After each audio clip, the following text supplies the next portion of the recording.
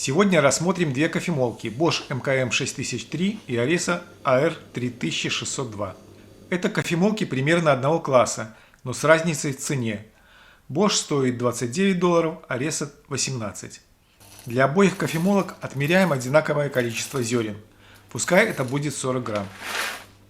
Кофемолка Bosch MKM 6003. В инструкции написано, что кофемолка предназначена только для размола кофе. Однако с сахаром и специями она тоже справляется. Может быть, это влияет на срок службы ножей. Крышка должна быть плотно насажена на корпус. После 3 циклов подряд перерыв на 60 минут. Мощность кофемолки 180 Вт.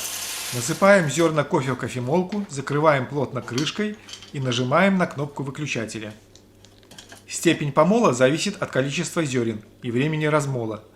На полную кофемолку зерен, это 75 граммов, чтобы полностью перемолоть его в порошок, уходит 30 секунд.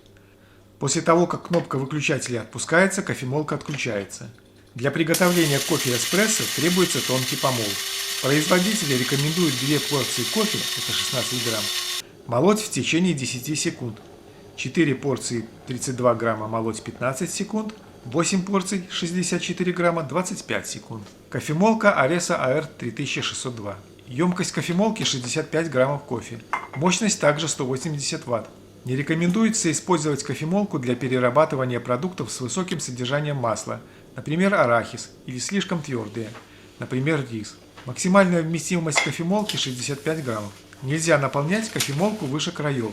Время помола кофе такое же, как и у предыдущей кофемолки, до 30 секунд. Время непрерывной работы не более 30 секунд, с обязательным перерывом не менее 1 минуты. После 4 включений подряд рекомендуется сделать перерыв 15 минут. После работы кофемолку необходимо очистить мягкой влажной тканью. Нельзя мыть под струей воды. Запускаем наши кофемолки примерно на 20 секунд и оцениваем результат. За счет наклоненного донышка в кофемолке Bosch более эффективно происходит перемешивание.